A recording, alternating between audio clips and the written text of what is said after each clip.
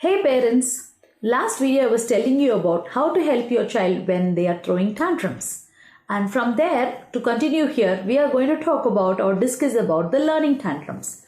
When it comes to learning tantrum, nowadays, children are highly becoming disinterested in the learning process.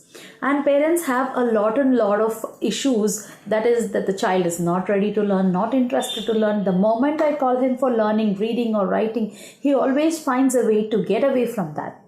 What could be the possible reasons and possible remedies? Here I'm going to give you the effective 3 reasons for it and the following remedies for that. Would you like to listen? Let's jump into that. So the first possible reason can be, whenever we are trying to sit with the child and trying to do any activities, we are making sure that we are not considering their willingness to do that activity, but rather we are focused on making the child do that activity, and in the process we force them a lot. So when the force is going to be the element regularly used for helping them to do an activity, then what happens is children start to lose interest automatically.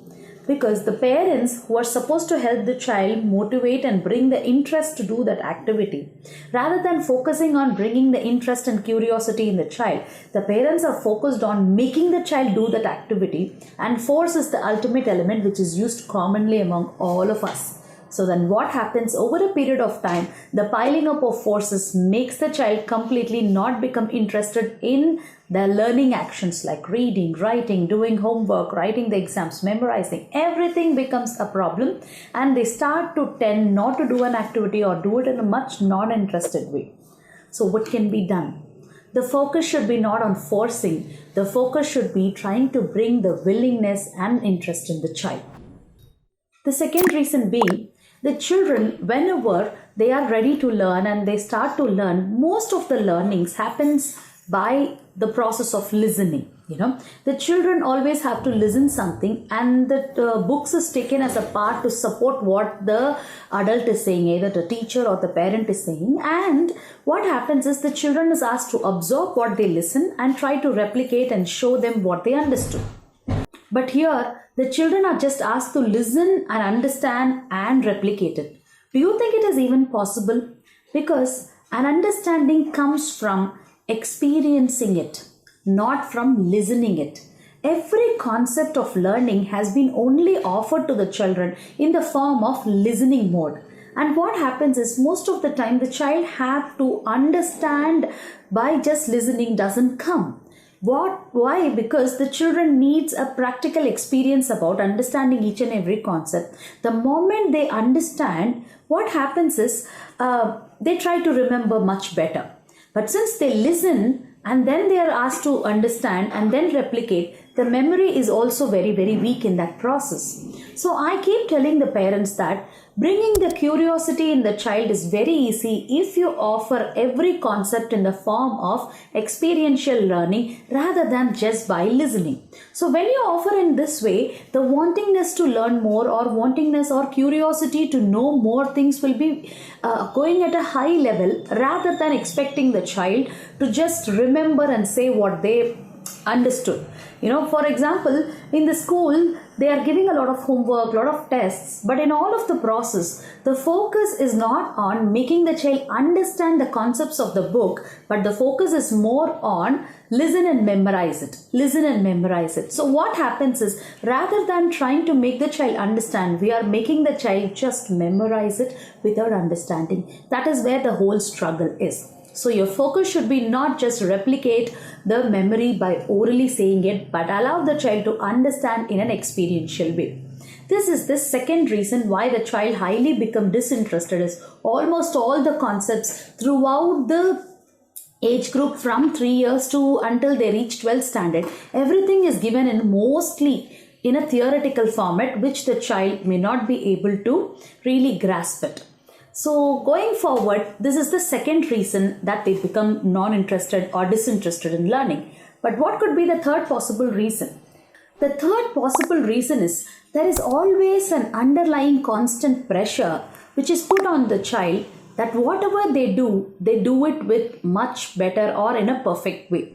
That is, whatever they do, they are asked to do it in a much better way or in a perfect way, both by the school system as well as by the parents. So what happens is the child, whenever it is doing the activity of learning, it's always under a constant pressure to do it properly or perfectly. So in the process, what happens every day when the child is sitting with you and doing an activity, the parents tend to keep on correct the child and do not allow them to make any mistakes, and do not allow them to make any grave mistakes, or do not allow them with the minimum mistakes as well. Because our focus is not that what the child is doing, how can I help him to do better, but our focus is more on the child should not make mistakes. The child should not make mistakes. So here what happens, again, in the process when you're constantly going to correct the child, we are actually disturbing the free flow of learning process itself. When the free flow of learning process is getting disturbed, often the child will not be ready to learn or not ready to repeat the activity. This is a very natural process, because the more constantly you're going to stop the child from making mistakes, what happens is the children become uncertain about what they learn, and they constantly look out for an adult. Mama, did I do correctly? Did I do correctly? Because that is questioning their own self-worth and their own self-confidence. So that means we should not be correcting the child. It's not that I'm not telling that you should not correct the child, but your focus should not be on correcting the child alone.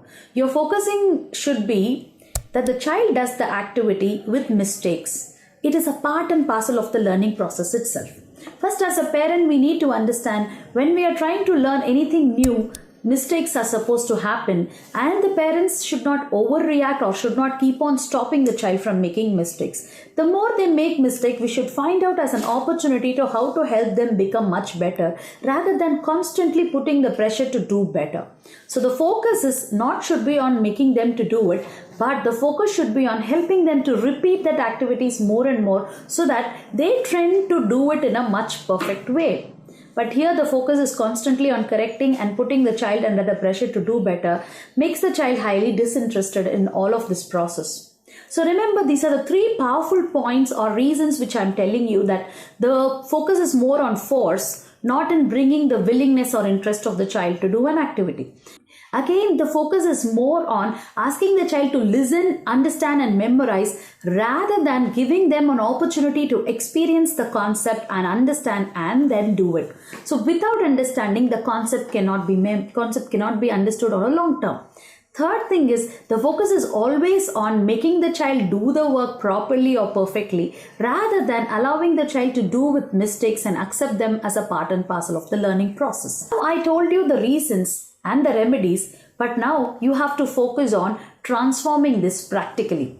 Most of the parents do really understand what I say, but how is it practically possible to do? You might definitely have a confusion.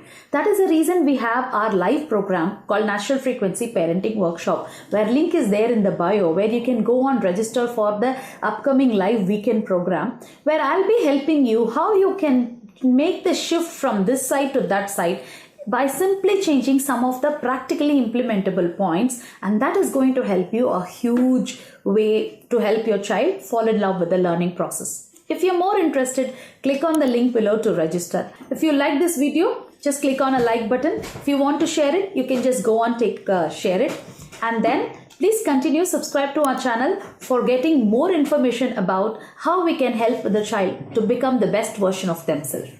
Thank you.